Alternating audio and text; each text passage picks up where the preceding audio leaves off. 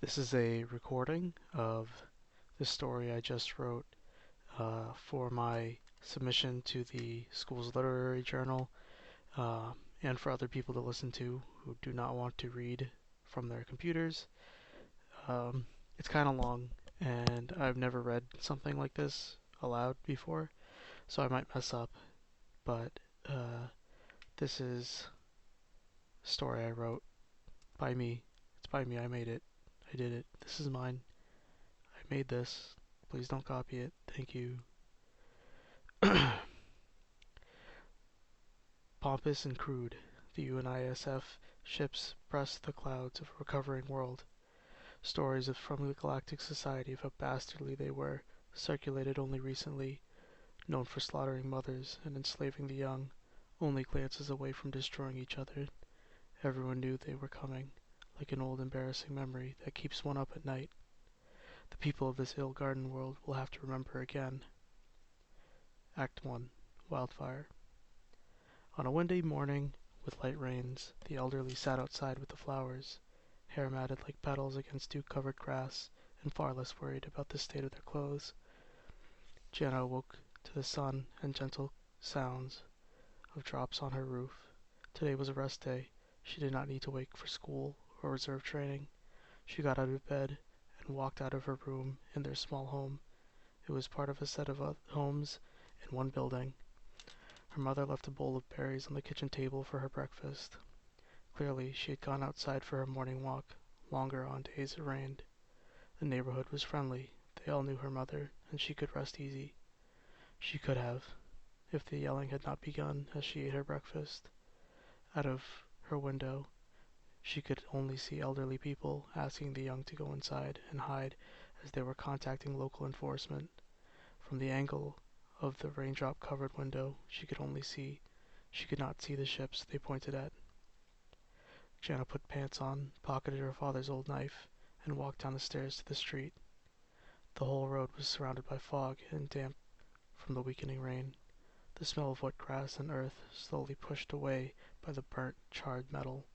Falling from the clouds were giant metal ships, blackened from years of space travel and unsteady with misuse and lack of care. The one nearest to the neighborhood hovered over another tall house and sunk lower until finally crushing their home. An older lady and her son began to cry. Their home turned into a landing zone for a monstrous metal cruiser. Jana's mother walked toward her from out of the fog, her eyes squinting with confusion. Her graying hair was wet, and her clothes seemed to be drying. You should have stayed inside, my love. Surely the sky does not bless us with metal monsters. Jana's mother watched her as she motioned for her to run back into the house, but she did not move. A large steel door opened on the side of the ship, and a ramp extended. Massive armored vehicles drove in the direction of the nearby city. Soldiers in fully armored suits escorted them. A pack of soldiers broke away and found themselves in the middle of the street. The most adorned of the soldiers equipped his rifle. His suit had red markings on the helmet, unlike the other uniformly gray. He began to yell at the people, backing away to their homes. When none listened, he pointed his gun and ordered his men to start grabbing people. They did not speak Galactic Common, but their actions transcended organic speech from any world in the galaxy. They were being rounded up. Jana held her mother's hand as a soldier grabbed them and threw them on their knees next to other families. They hit anyone who spoke, not knowing what they were saying. One of their neighbors, a woman with young children, attempted to run towards her home. A soldier raised his weapon. A sparking and winding anteceded thick metal rounds from the gun. 3 of them shot through her back and 1 through her stomach. That was the exact cue for the unwelcome witness who laid in wait. From the window behind them was an unfamiliar clink, and the murdering soldier fell to the ground, blood spilling out of his helmet into the streams of water left over from the rain. The other soldiers turned and shot in the direction, but the vigilante had already gone. From the bushes between 2 homes was more shots. Accurately, all shots hit the heads of soldiers. Only a handful remained, and the highest of the rank among them. Shots were exchanged, the soldiers shooting much more but hitting less. A harsh yell from the bushes signaled the death of a friendly rescue member. By By this time, another pack of soldiers had heard the gunfire. Civilians ran away from the scene. Among them was Jana and her mother. They ran behind their home, where they found a small group of rescuers. "Stay down and wait for our signal. We're getting out of here," said a man no older than Jana herself. The rescue team had been beat, for sure, as soldiers overwhelmed the street, gunning down civilians. Some had made their way to their hiding spot. "We need to leave now," another man yelled as he ran toward the truck they had driven in. The bed in the back of the truck opened and rescuers hurried in survivors. Soldiers advanced around the house, and the pair ran for the bed of the truck. The rescue member escorting them began to shake and slow his run. A slug had pierced his arm and right through his torso. A piece of Jana's father flashed into her head. She turned around and picked up the rescuer's weapon as he fell and returned fire. After a full clip, she had downed two and was trained on a third. Her mother was already in the truck as she hopped in back, still holding the weapon. A survivor passed her another clip, and she dropped another soldier. Jana's mother squeezed her leg in some kind of hopeful excitement. With each invader killed, the soft clouds cheered with inappropriately booming thunder. The truck was full, and the driver hit top speed in a few seconds. Jana knew better than to waste her ammunition, and she sat down. Her mother was sobbing and holding onto her tightly. "Your father, he would..." She struggled to finish her sentence. She flinched, and Jana could finally tell she had been hit. The survivors passed around an old shirt to hold her wound closed, but the weapons the invaders had used were too good at tearing through organic flesh. She shook rapidly as Jana let go of the weapon. "Father would want you to rest. You don't need to say anything." Jana smiled through her tears and kissed her mother's forehead. "I love you, Ma." Her mother stopped shaking and her grip loosened. "You are my sky, darling, my sun and clouds and rain. Your love and wrath are my blessing. Forever we..." The other survivors saved Jana from the prayer, and in peace, together unison, they sang. Forever we thank you, O great goddess of the blessed sky. From green lands to oceans blue, we will protect you until we die. Jana's fate was spoken and solidified. The survivors turned to her in commiseration. She looked up at the sky as the clouds churned, swirling around the tip of the spire in the city. Now, surrounded by interstellar cruisers and illuminated by scorching buildings. Act 2. Clear. On a day with few clouds, Jana's father took her out of town, an elevated area where they could see the atmospheric control center in the process of generating new clouds. That was the only familiar part of his world anymore. Jana deserved to see the marvel that her ancestors had built for them. Jana walked beside her father in an open field, admiring the trees that grew between the mossy, partially buried mechanical infantry. He wanted to show her the first artificial rain and the newly bred trees. To her, it was all part of a reality, but he could barely take in enough of this future. It almost hurt him to be such a relic amongst a rapidly changing landscape, but Jana never saw him as a ghost he felt he might be. She loved him just like she loved the sky. She had seen skies of all colors, from green to blue to red to yellow to purple. Her childhood memories were of a rainbow atmosphere. "These trees grow even faster than you, my little rainbow." He reached out and touched one of them, cautiously, almost expecting the rough bark to hurt him. "They grow fast, but I imagine they'll be much taller than me. Maybe birds will come to nest here." Her father was pulling on a sturdy branch as if he was about to climb up. His shirt raised and she could see a metal handle on his side. "What is that?" she asked. He slowly turned around and patted his side as if he had already forgotten he had brought his gun. He looked around and listened attentively for any observers. He removed his weapon from its holster. "It's a gun. A weapon." "A gun? Like the ones they used in the war? My teacher said we don't need them, that everyone should just get rid of them." "Well, yes, they were made illegal after the war, but that does not mean we do not need them. I want nothing more for this world to stay peaceful for you, my precious rainbow. But if someone wishes to hurt you or your mother, I need a way to defend us." Jana squinted, unable to see her father's ways. He held onto it tightly, as if he might drop it, had he not been watching the barrel. "Can I at least try it?" she asked. He nodded and held out a hand for her. She was still a bit young, but she would need to learn eventually. How long would it be before he disappeared like his friends from the war? They walked to a point of the hyperforest, further away from the roads and buildings. He climbed up onto a tree and placed his water canteen on a branch. He then handed his daughter the gun, collapsed like a pistol. He held her hands together, lining up the top of the gun with her eye. She pulled the trigger and hit the branch right below the canteen. There's a bit of the kick, right? You want to keep your dominant hand firm. It's okay to let the gun move a little after you fire, but you want to make sure it doesn't leave the target until you're done. She took another shot before he could place his hands on hers again, this time shooting the canteen square in the middle. I hit it. I hit. Well, sorry about your canteen. They laughed as he went to pick it up. He put it back on the branch. He grabbed the gun, extended the barrel, and placed a small stock from his pocket on the bottom. She slid her shoulders into it naturally. She looked at him expectantly, and he broke his stance to move her arms to a better position. And she pulled the trigger without his help. This time she hit the cap clean off the top. You know, Jana, I trained soldiers with worse aim than yours. It's probably just luck. I don't know if I could hit the targets again. But he found more targets for her, and they continued to test her capabilities.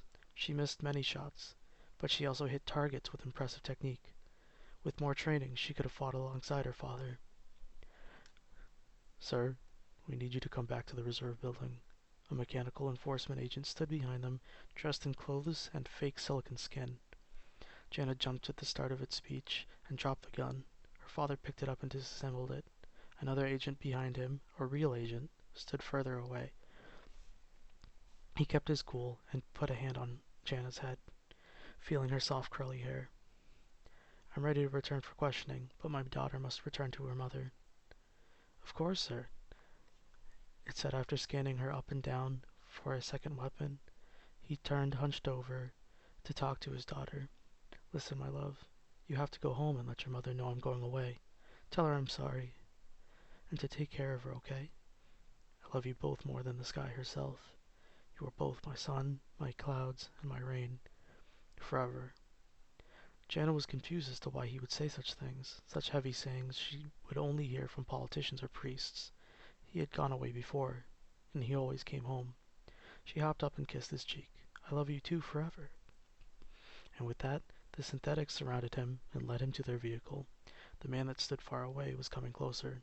He seemed nice, and she let him drive her back home. But when she told her mother, she did not take it as Jana had. Jana's mother told her to go right to her room. She closed the door behind her. There was loud noises of drawers and latches on cases and sobbing. The noise grew more frequent and eventually stopped. Everything was silent from her mother's room. Jana went to sleep, and by the morning her mother was back to normal. Act 3. Cumulus. The truck arrived at a wide concrete building on the outskirts of the city. Jana was last to get out. The rescue member who drove was willing to help her move her mother's body.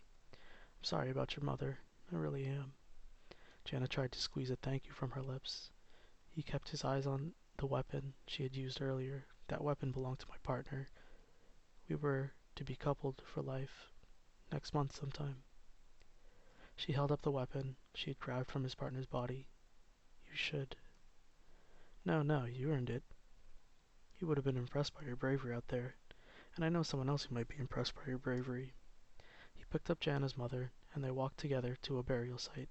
Other soldiers were burying friends, family, and civilians. He lay her mother in a spot he had dug, and they stood over her body. Jana rested on her knee and touched her mother's heart. My name is Suda. I'm the officer of Squad 001 at this base, 04. But only from a logistic standpoint. Things were arranged hastily. Jan introduced herself, touching each other's forearms the way parents might have at an important meeting.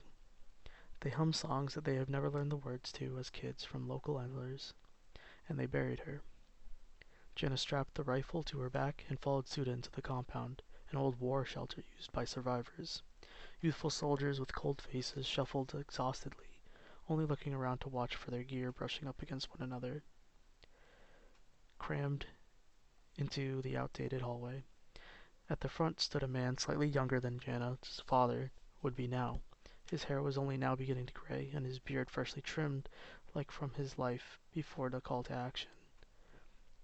He had the same build, too. His stomach was larger than his muscles now. I'm putting an advance on rescue teams during nightfall. UNISF forces will be looking to capture any surrounding towns and set up bases to reinforce the city.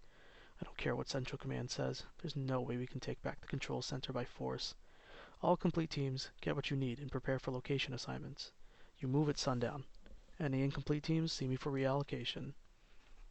After his pause was long enough, everyone began to move in chaotic shuffle through plastic tents and into rooms full of gear. But before long, the room had become fluid and breathable. Suda only stood still and kept his place next to Jana until he felt free to move unopposed towards the commander. Commander Arya, I'm reporting in from Squad 04001. We were at the highway leading directly into the city and immediately faced opposition approximately 20 to 1. I'm sorry. I'm all that's left. Commander Arya gave a quick order to another captain and then looked at the both of them for a while. His quick words from before seemed to belong to a different man. He closed his eyes and let out a sigh. No, sir. I'm sorry, Suda. About your partner and your team. Should have known to send you with additional squads, but I'm glad you did not come back alone. Yes, sir. My friends saved plenty of lives. The sky would honor them. The commander made note quickly and said what kind words he had left for the day. Suda anticipated his next question and introduced Jana. I know who she is, and she's now a member of your squad. I'm reassigning your friends from 04002 to fill the rest. They also took a hit. And he began to walk off towards the two officers in a communications room. Wait, how do you know me, sir? I'm not fully trained. I'm just a civilian Suda saved. Commander Arya did not turn around. Instead, he used his non-occupied hand to signal her to follow. They both ended up in a room filled with communication equipment and computers as the new 04001 appeared behind Suda. Did your parents ever tell you about the story of the Sky Warrior? No, but I've heard people mention it before. She tried to find the commander's eyes, but they were busy scanning broadcastings and the new documents his officers handed him. She straightened up and added a noticeably late "sir" to the end of her sentence. Well, it seems a growing number of my squads are talking about a girl who picked up a weapon, unauthorized for use, 28 years ago, and used it to personally end a group of UNISF soldiers who killed her mother, and that her mother's last words were to give her the Sky Warrior's blessing. Clearly these were Suda's old friends. They looked to him with suspicion as the commander revealed some unfriendly praises. I have heard of the Sky Warrior, but I never believed in any of her story. But your father did, and he made sure I knew it during the time he trained me. Well, is my father gone? Yes, he's gone. I'm sorry, child, and I'm sorry I couldn't make it up to him by saving your mother either. The sky blesses them both. But if that rumor is true, then I need your help to make it up to the both of them. Suda stepped in and raised his hand. I saw her. It's all true, all of it. Her accuracy in that moment scored higher than mine. Uh, then you have new orders. I'm going to dedicate 04003 and 004 to an operation to clear a path and then cause some trouble in the city.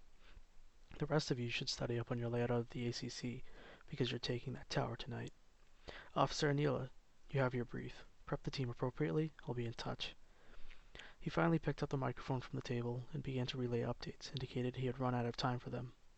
Anila and Suda led the team of 5 to a private room, windowless room in the building labeled Ops. They maintained strict form until the door was shut, and Jana watched the others hug Suda. I'm sorry, Suda. We're here for you, said the one that Commander Arya pointed out as Anila.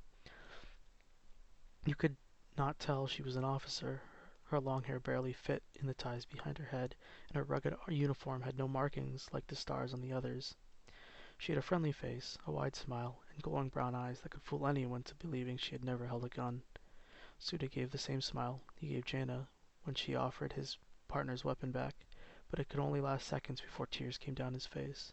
He gritted his teeth and hugged back before shaking his head at them. We will hold a proper ceremony later. For now I want to focus on this assignment. Everyone, this is Jana. The skepticism from earlier faded as they realized that she had avenged Suda's partner and their own friend. Anila gave the biggest smile she could and hugged Jana, introducing herself by name. I'm glad to have you with us, Jana, but you'll have to see if you're a better shot than me if you want second in command on 001. The next step up was a short, permanently squinting character with patchy face hairs and a non-regulation collared shirt under his uniform. Hi, I'm Samir, and I happen to think you're a better shot than Anila. He gave a flash of a smile and then sneered at Anila and held up what appeared to be a personal data pad with a clean hole through the screen. And I am Levy. It is nice to meet you. A larger, sturdier, older man said softly from behind Samir. Things became still and silent, waiting to see if Suda or Anila would speak up first. Before they could, Levy reached out his hand the same way Suda did at the burial. I'm sorry about your mother, Jana. They all gave similar words of encouragement before the siren went off outside the complex loud enough to hear. Samir began to scramble, but Anila held him in place. That's an ACC alarm. UNISF must have already secured it, and changed the building instructions. The briefing I was given is from 2 levels above Arya. The Tower of Rains is the highest priority. The UNISF is trying to steal our planet using the towers. Samir chimed in. If they try to change the instructions, they might end up destroying the planet for both of us. I get it. You both went to school for science. Now get on with the plan. Suda seemed to be joking at an inopportune time. Anila continued. Squad 003 and 004 should be heading out now. They will find us the least finished part of UNISF city perimeter and sneak through. They will start a fight to draw attention away from the Tower of Rains, but we will most likely still need to fight our way in. The plan is to either hold the position or destroy the tower. Why would we destroy it? Levy asked. Because they don't know how to make ACCs as we do. As long as some of the towers of wind and heat towers of heat remain, the planet will remain habitable for us long enough to rebuild. Suda accepted Anila's answer as he looked around at the gear in the room. He did not need instruction from command. He knew what gear he needed for the mission, and he seemed to be packing something extra for his fallen partner. Anila pretended not to see. She instead focused on preparing Jana and took extra joy putting on her suit. Outside, a large crack of thunder made even the concrete walls shake. Despite the lack of windows, everyone knew that the streets were flooding as they spoke, despite the growing chaos around them. They could not waver knowing the blessing they carried. Act 4. Hurricane. The truck shook and bounced as it passed over large puddles of mud forming in the desert sands. The sky was dark with blackened clouds, no longer emitting a low rumbling thunder. They frequently crackled and crashed along with the sound of falling artillery shells and mines being set off by careless soldiers. Lightning struck the small vehicles and dead bodies being swept around mercilessly by the wind. Carcasses of large roaming animals and dislodged roofing of houses provided cover in the now barren landscape. Sky Warrior knew where she was. She was in a valley, turned desert, then turned swamp. The valley her parents evacuated when she was a child. The valley her friends died to take back during the bombings, and now it was completely ruined. She stepped from her transport, parked behind a large hill. At the top she could see 2 factions warring for control of the Tower of Thunders. She did not dare trust the side she defected from a month ago. By now they would have all heard the stories of bases she raided, convoys she destroyed, and villages she liberated. She was hated by the major players in this war for the end of the world, but still she hiked up, adjusting her handcrafted armor and unstrapping her new weapons from her back. As she reached the top, her vengeance was neglected by occupied soldiers. She walked in long strides towards the tower, ignoring them. The defending side took notice and discharged hundreds of bullets from old mass-produced guns. The bullets could not penetrate her armor, and she continued to stride towards them, shooting them with magnetic rounds at point blank. The whirring of magnetic motors drew the attention from all on the battlefield. It is her, the Sky Warrior. Destroy her! One quivering man with a large gun ordered with the point of his cowardly finger. His underlings charged, and before long she was walking through muddied innards and blood-soaked sand, until only the pusillanimous commander remained. His rifle missed, not even bothering to dent her armor. He dropped it, in hopes of some clemency. She removed her sword, looted from an old baron's home, won at an auction of cultural thievery. The Sky Warrior's blade pierced his chest, and she let go of it, allowing the pathetic man to sob and fall to his knees. He reached for an explosion, but the sky itself wished to silence him with a swift strike of lightning. His skin charged, and the explosion ripped his body apart. The sword landed before the entrance to the tower. The room was full of soldiers. She could not tell which side they fought for, and she slaughtered them. She left one alive and took him into the elevator. It accelerated like a train, beyond the floors and past the clouds. The doors opened, and men with stronger weapons eviscerated the Sky Warrior's living shield while she walked towards cover from a vacant desk. Each of her mag slugs hit their mark, carving holes through her victims and decreasing their allies' aim. Once the room was clear, only a man of maximum rank stood at the controls. There is no honor in this war anymore, but there is honor in killing you. You are nothing but a savage. I shall be applauded for ending this nightmare that you bring. His weapon buzzed and whirred, and its chamber unleashed a torrent of large, slow projectiles that shredded the warrior's cover. She moved from desk to desk until she was as near as possible. The soldier's crude railgun overheated, and he yelled out as the metal burned into his palm. In this moment, she struck him down with a sword slash to the side, and then backed away. He held his side and let go of his weapon, while sliding against the controls to the ground. The Sky Warrior removed her helmet, allowing him to see the bright rage of her eyes like a permanent flash of lightning. Her face was covered in scarring, unrecognizable from the soft features she was courted for before the war.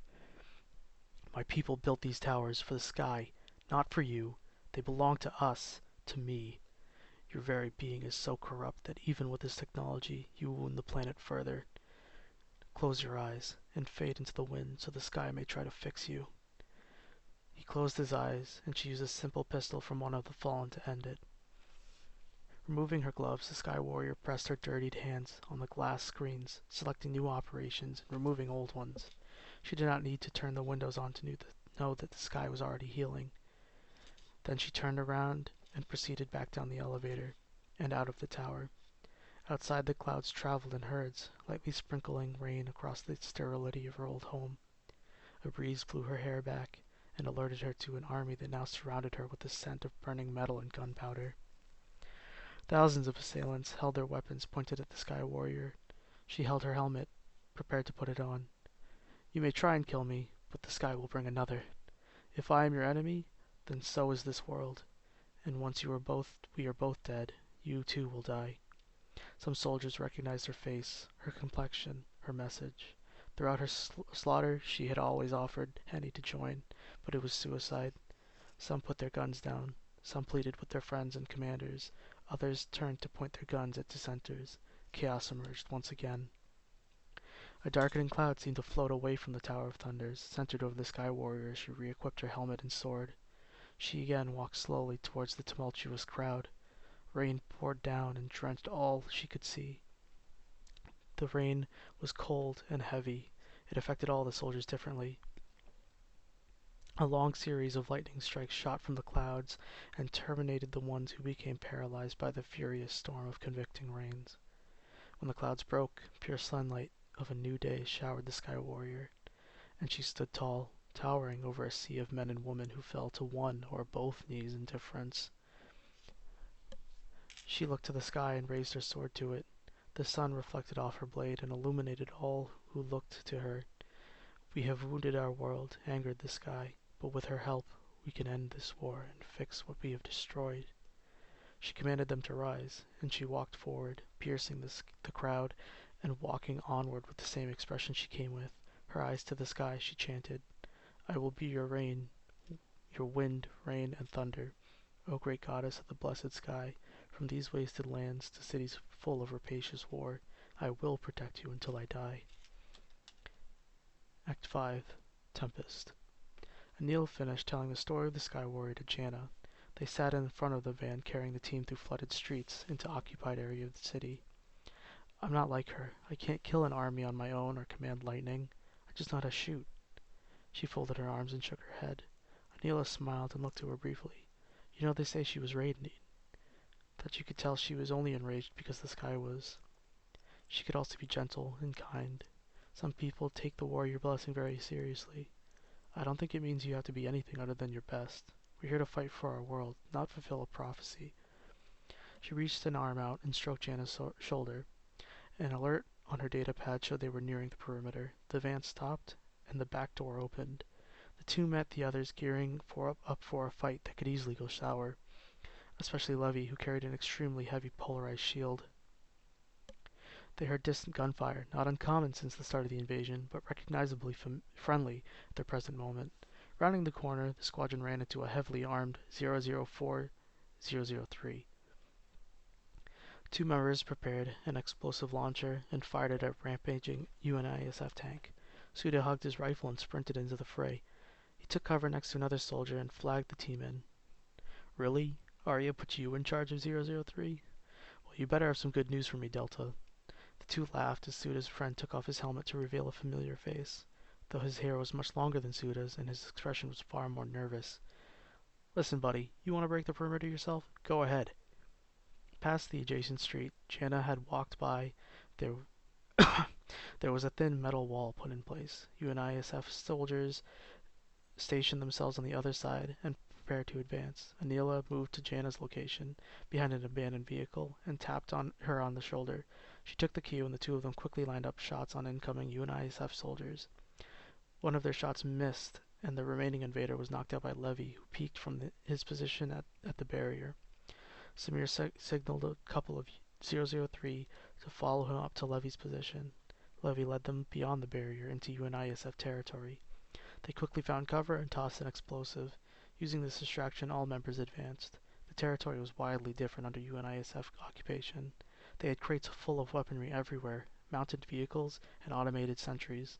The soldiers constantly flowed out of the battlefield from the streets, closer to the tower. Soon the group was surrounded and fired upon from all angles. This is Suda, 004001 officer. I need squad 004 here. Before he finished, a UNISF light vehicle crashed into a group of enemy soldiers and then exploded, causing destruction to more vehicles being used as cover. A hail of fire from rooftops and the street to the right killed off enough UNISF forces to force a retreat. The two companies moved up together as 004 joined the mix. They were led by a helmetless woman with a ponytail and two customized handguns, one in each hand. Keep up, Suda. 004's making a mess tonight. Iris cheered, expertly aiming down UNISF without sight on her weapons. She dodged gunfire from risky angles to steal cover from unsurprised enemies. Delta rolled his eyes while Suda took her tactic to heart. Samir and Levy pushed in from the middle of the battlefield while officers used the vehicles parked on the streets to surprise soldiers on the side. Anila and Jana made their way up from the front, picking off supporting UNISF. The buildings came to an end as they neared a large open area around the tower that was dense with UNISF forces and tanks. Luckily, the fast perimeter break gave them little time to prepare as the enemy soldiers were soon being picked off effortlessly. Most of 004 was still up on the roofs, thinning UNISF and prioritizing infantry. This gave time for 003 to ready more explosives. It seemed the operation was working as planned until there was a scream, and a 004 member fell from the roof of a nearby building. The rest rappelled down quickly and moved behind Jana and Anila's position. Explosives were launched at an armored UNISF transport right before two 003 members were hit from above, one dying and another unable to move. Levy moved to protect Jana, while Jana fired back. Without the forward support, all three officers were locked down at the front lines. Iris had appeared to have gotten hit in the side right before the others could get to her position. Samir, I need support now! Suda shouted back while Delta narrowly held their position. Things paused for Jana. She was reminded of watching Suda's partner fall, the way she remembered her dad, and reacted instantly. After a single second, she had a plan. She flagged a single 004 operative and then charged forward, past Levy and Samir, with the down 003s. Each step she took brought a louder thunder from above. She had made it almost to Suda, with a damaged tank as her cover. Only after one moment did she peek. By the time Anila and the 004 caught up, Jana had killed 5 soldiers. She poked her weapon out of cover regularly and hit her targets with extreme accuracy, sometimes not even using her weapon's sights. Lightning struck random buildings and vehicles around them. Levy had a similar spark of courage and saw her brilliant move. He ran all the way to Suda's position, protecting Samir. The 004 members and 003 members behind them pushed forward, laying a wave of semi-accurate fire. They cleared a major portion of the courtyard around the tower. The wind picked up and created a clear path inside. The path was guarded by destroyed artillery and vehicles. Anila and Jana used their newly earned space to move to Suda, holding Iris's hand while Samir tried to work on her wound. The rest of the squads kept firing at the UNISF. She's hit really bad, but she might make it. We don't have enough to retreat. We don't have enough to treat her right now. Samir's usual humorous look had turned somber. Anila was especially upset, crying and squeezing Jana's arm almost painfully. Suda looked around at what remained of the group. All 5 of 001 was together, but both 003 and 004 had suffered a loss and an injury. Send 003 back with Iris. They can hold our exit while one of you drives the injured. Delta, you need to manage 004 and hold this position. 001, we have time to take that tower, but I have no idea what's at the top. If we don't come back in 5 minutes, retreat. Every soldier heard their orders and moved where needed, but Anila had other plans. Her tears had stopped falling. Before the 003 was even at the barrier, she had already gunned down an extra 3 UNISF closing in. Suda let her lead the way into the tower's ground floor. X6, Typhoon. Anila ran into the room full of UNISF, unloading onto the unprepared soldiers, but she quickly met resistance from one heavily armored soldier with red markings on his helmet. He knocked her in the head with his gun and aimed it at her while she lay on the ground. Before he could fire, Levy burst through and tackled him. Levy backed up, shielding Anila from the soldiers desperate to impress their commander. He stood up and ran to the elevator and barked orders at a soldier while waiting. The firefight was fully underway, Suda and Jana picking off soldiers efficiently while Samir took care of Anila's head injury. She's unconscious, but her injury isn't serious. Should I try to get her back to 003 position?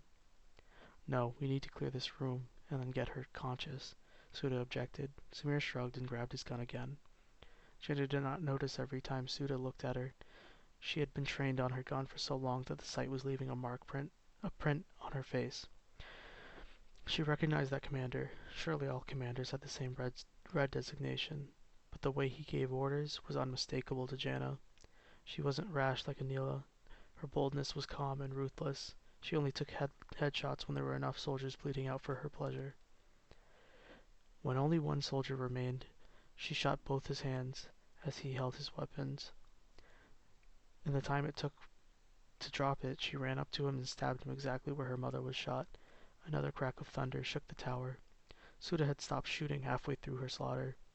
He could only watch the precision and skill that somehow did not come from training like the others had. Anila sat up, slowly touched her head, and squinted in pain, and reached out for her weapon, but Samir eased her down. I really hope that hit didn't make you dumber. I don't have a cure for that. Samir began to laugh before she smacked him on the face. Levy helped her up, and they approached Suda, who was standing some distance away from Jana. The soldier was speaking to Jana in his own language. She just watched him. Bored with his babbling, she turned around and looked at them. Call the lift. We don't have much time. He tried to show some residual friendliness, but in truth, he was still stunned. Anila did not share this sentiment, and she ran towards Jana. You know, I'm touched you're so upset about me getting hit. She smiled and hoisted her rifle over her shoulder, the same way Jana had hers. I know you're upset, both of you, but we need to stay focused. If you act without thinking here, more than just us are gonna get hurt. Suda tried to warn as he walked towards them, in front of Samir and Levy. Anila gritted her teeth at him. And you're not upset? You've known Iris longer than me and Delta. Maybe you should all be more upset. Suda only sighed and held his head to get higher, staying silent for a moment before he opened his mouth to speak again. But Levy spoke up first. We've all lost people today, but they are with this guy now, so we must do our best to protect them. The elevator finally reached the bottom, and Levy stepped to the side to let everyone get on first. I lost the person I loved most in my life. I lost my best friend, your squad leader. I lost friends in my squad, and all the others too. But Levy is right. I'm focused on our mission, and I need you to be too. Anila finally let out a deep breath and agreed with him. Jana attempted to let go as well, but deep in her mind she could not stop remembering the commander above them. I will protect her until the day I die, Jana whispered under her breath. Everyone pretended not to hear. Samir looked to Suda worriedly. The elevator accelerated beyond the floors and past the clouds. The door opened, and a volley of mag rounds assaulted the open air lift. Levy's shield was beginning to wear down. Jana disobeyed Suda's orders and shot from the side of the shield, clearing an area of cover from them on the right of the room. After a well-thrown explosive from Samir, they charged and spread out, wasting away at the soldiers. Jana spotted the commander with red markings on his helmet. Before she could take the shot, a rocket was launched directly at Suda's cover. The desk they hid behind was destroyed. Samir and Levy were both down, possibly injured. Anila looked at Jana intensely. Shoot at them. Don't worry about accuracy. I'm going to get over there. Jana ran toward Suda, who was beginning to sit up dizzily. His arm was badly injured. She dove to their position and raised Levy's shield. It was too heavy for her to hold single-handedly, and she dropped her weapon while barely keeping it up in front of her. Suda breathed heavily and pressed a hand against the shield, helping her keep it up and leaving his injured arm limp. Wake up, big guy. We're in trouble. Samir was bleeding from the head and nudging Levy as he rolled around in the ground in pain. Levy snapped awake and held his gut, which had been cut by a broken piece of his shield. He forced himself to stand and took the shield from Jana. Samir stood behind him and tossed a few explosives before grabbing his gun again. Suda was unable to hold his gun properly, but fired it aimlessly for support. Jana looked around at her allies, their injuries, their numbers. They could not survive this fight without a desperate move. She asked Samir for a favor, and then gave the signal to Anila. Then, for a moment, everyone was quiet. The UNISF scrambled as a large explosive was thrown into the air. Anila and Jana vaulted over cover and shot the explosive as it neared the commander. Ears were deafened, but Jana still hit each target, Anila hitting most of hers as well. The room was clear except for the wounded commander, laying against the control panel. Jana walked up to him slowly and then removed his helmet. This was the only soldier any of them had seen. His mouth dripped blood, and he breathed slowly, unable to fully swallow their atmosphere. His skin swelled and his vision was most likely gone. You are nothing but a savage. Before he could finish, Jana shoved his knife through his neck, and the little life he had left was gone. The room became blindingly bright as an incredible flash of lightning struck the tower outside. She turned around and was surprised to see everyone standing around her. Their looks were horrified through the pain of their injuries. Did he speak Galactic Common? Suda asked, holding his arm while Samir wrapped it. Jana wiped her knife off and sheathed it. Anila put her hand on Jana's shoulder and looked at her hopefully. She then began to use the console to settle the weather around the city. The loud thunder ceased, and flashes of lightning stopped coming through the windows. When Anila had finished implementing the new security software, she headed toward the lift, and everyone followed. At the base of the Tower of Rains, things had become dire. The 001 arrived just as the other squad was being overrun. Delta fired angrily as 1004 tended to his friend's wounds, but it appeared as though, even with their help, they would not survive a full legion of UNISF forces closing in. Something deep inside Jana would not allow her to fall into despair, as the others were. She raised her rifle once again and aimed it at the sea of suited soldiers. Thick, unnatural clouds formed around the tower. A thunder loud enough to shatter glass came right before a lightning strike in front of where Jana stood. Then came a downpour so heavy that the soldiers could not see. With this advantage, all remaining squad members fired upon the UNISF, aided by the lightning that prioritized armored vehicles and tanks, causing them to explode and kill nearby soldiers, and wherever Jana pointed her sights, the lightning seemed to follow. The rain eased, and the clouds finally receded from the sun which shined on Jana and her allies. She stood quietly and observed the courtyard and streets completely covered in bodies and pooling with blood. Jana was the first to begin walking back to the edge of the perimeter, and the others followed. She spoke much louder this time. I accept your help in combat, O great goddess of the blessed sky. From this occupied city back to my home where my mother was taken, I will protect you until I die. Okay, that's it. So, yeah, leave a comment if you have questions. There's a lot of lore in here, so if you didn't get something, or like a little reference, uh, there's like a ridiculous amount of lore. So just ask, or if you have a lot of questions, let me know, and I will make a second video for it.